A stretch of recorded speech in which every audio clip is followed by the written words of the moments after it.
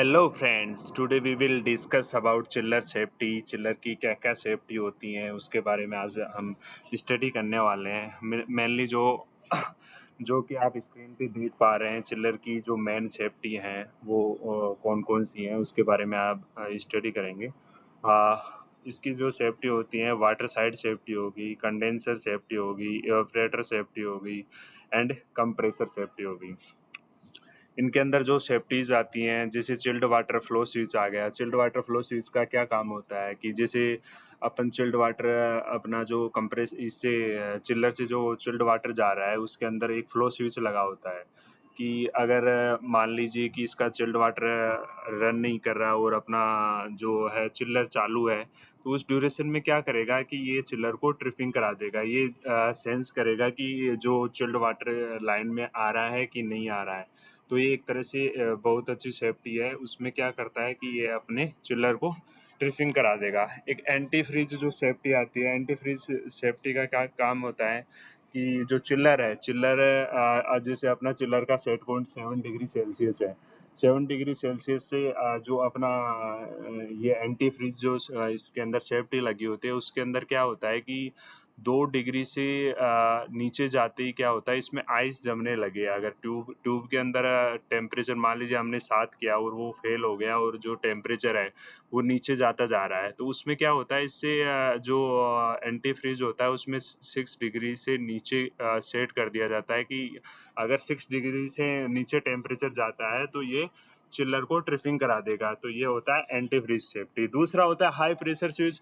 High pressure switch में क्या होता है, हाई प्रेशर स्विच में क्या होता है कि जैसे कंप्रेसर का जो प्रेशर है रेफ्रिजरेंट का, उसमें क्या होता है कि अगर उसका प्रेशर ज़्यादा हो गया, डिस्चार्ज प्रेशर मान लीजिए कि 200 से ज़्यादा हुआ, 200 से ज़्यादा होते ही ये क्या करेगा, प्रेशर स्विच को ड्रिपिंग करा देगा। प्रेशर स्विच ड्रिप कर अपने चिल्लर को ड्रिपिंग करा देगा। उसी प्रकार से एक लो प्रेशर स्विच होता है। लो प्रेशर स्विच भी अगर अपना रेफ्रिजरेंट लीकेज हो गई या फिर रेफ्रिजरेंट में कहीं से ट्यूब पंचर हो गई या फिर और कुछ हुआ, तो उसमें क्या होता है कि जैसे रेफ्रिजरेंट का प्रेशर जिस अलग अलग रेफ्रिजरेंट का अलग अलग प्रेशर होता है, उसी प्रकार से अगर अपने कंप्रेसर में रेफ्रिजरेंट का प्रेशर 150 से नीचे चला गया तो उसमें क्या होगा कि ये लो प्रेशर से कट आउट करा देगा। किसको कराएगा? प्रेशर स्विच को। और प्रेशर स्विच से अपने इसको चिल्लर को कट ऑफ कर देगा।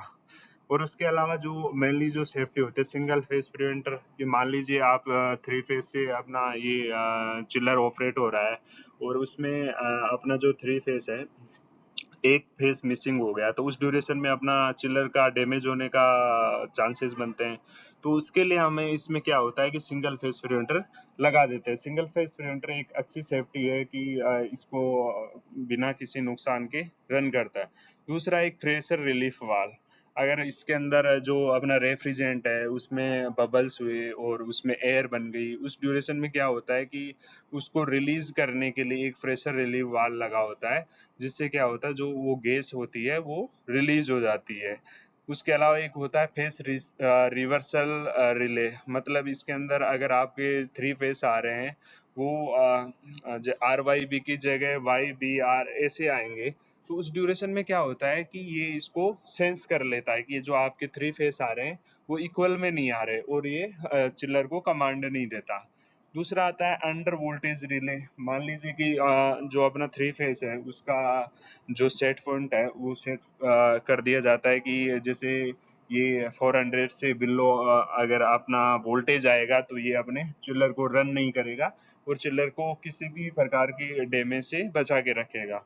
दूसरा आता है इवेपोरेटर की सेफ्टी। इवेपोरेटर में सेफ्टी लगी होती है, इवेपोरेटर में सेफ्टी मेनली लगी होती है, जैसे इवेपोरेटर का फ्लो स्विच, इवेपोरेटर का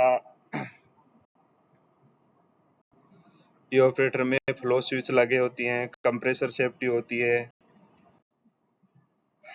अब हम पढ़ेंगे कंडेंसर सेफ्टी। कंडेंसर जो चिल्लर के अंदर जो कंडेंसर लगा होता है उसमें क्या क्या सेफ्टी होती हैं। कंडेंसर में जो सेफ्टी होती है उसमें मेनली वाटर फ्लो स्विच, जैसे कि मैंने अभी पहले बताया, वाटर फ्लो स्विच का काम क्या होता है कि जैसे कंडेंसर वाटर है, कूलिंग टावर से जो पानी जा रहा है और आ रहा है, उसके जो मतलब क्या होता है कि ये सेंस कर लेता है किसको? पानी को। अगर पानी जो कंडेंसर है उसमें पानी नहीं आएगा तो क्या करेगा, ये कंडेंसर का जो वाटर फ्लो स्विच है वो उसको चिल्लर को स्टार्ट नहीं होने देगा और चिल्लर बंद रहेगा जब तक कि उसमें पानी नहीं रन करेगा। दूसरा है कंडेंसर अप्रोच। कंडेंसर अप्रोच क्या हेल्प करता है? कंडेंसर अप्रोच हमारी हेल्प करता है, जिससे हमें पता चलता है कि कंडेंसर में डिस्क्लेनिंग की रिक्वायर्ड है या नहीं है, कंडेंसर कौन सी पोजीशन में है। उसके लिए इसका जो टेम्परेचर है वो इनके अलग अलग चिल्लर का अलग अलग माना जाता है। जैसे कुछ चिल्लर के मैनुअल्स में लिखा होता है कि हमारा इस चिल्लर का कंडेंसर और इवेपोरेटर का जो अप्रोच टेम्परेचर है वो ये रहेगा। उसके अकॉर्डिंग हमें इसमें चेक करके पता करना होता है कि इसका अप्रोच हमारा ज़्यादा तो नहीं हो गया या कम तो नहीं है। तो उसमें क्या होता है कि जो मेनली इसका जो सेट पॉइंट होता है वो 6 डिग्री फ़ारेनहाइट होना चाहिए। 6 डिग्री फ़ारेनहाइट से अबव जाएगा तो दैट मीन्स अपना जो कंडेंसर है वो डिस्क्लेनिंग की रिक्वायर्ड है, उसको डिस्क्लेनिंग कराने की ज़रूरत पड़ेगी। अगर अप्रोच इसका बढ़ता जाएगा तो उससे क्या होगा, हमारा इलेक्ट्रिसिटी कंजप्शन ज़्यादा लेगा और इसका टेम्परेचर है वो अचीव नहीं कर पाएगा। जैसे हमने 7 डिग्री सेल्सियस किया तो वो उस 7 डिग्री सेल्सियस तक चिल्लर को आने में काफ़ी टाइम लगेगा और ये एनर्जी जो यूनिट्स है बहुत सारी कंज्यूम करेगा। तो उसके लिए हमें इसका अप्रोच टेम्परेचर से हमें पता चल जाता है, जो कि चिल्लर के डिस्प्ले पे शो करता है। उससे हमें पता चलता है कि अपना जो कंडेंसर है, कंडेंसर का अपना डिस्क्लेनिंग करना रिक्वायर्ड है।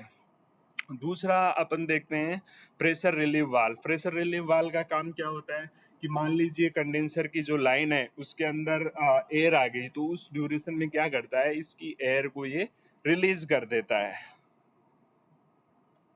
इसके बाद में अपन जो पढ़ेंगे इवेपोरेटर की सेफ्टी। इवेपोरेटर की सेफ्टी वही वाटर फ्लो स्विच, इसके अंदर अगर पानी रन नहीं करेगा इवेपोरेटर के अंदर तो ये क्या करेगा, इसको ट्रिपिंग करा देगा।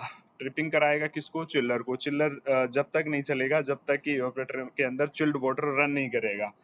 सेकंड सेफ्टी आ गई इवेपोरेटर का अप्रोच। अप्रोच टेम्परेचर वही है कि जो इवेपोरेटर है उसके अंदर डिस्क्लेनिंग रिक्वायर्ड है या नहीं है, उसके पैरामीटर से पता चलेगा। और जो इवेपोरेटर का अप्रोच टेम्परेचर है वो 2 डिग्री फ़ारेनहाइट होना चाहिए। 2 डिग्री फ़ारेनहाइट से अबव अगर आपका जो अप्रोच टेम्परेचर जा रहा है दैट मीन्स डिस्क्लेनिंग रिक्वायर्ड है और हमें इसका डिस्क्लेनिंग करवाना है।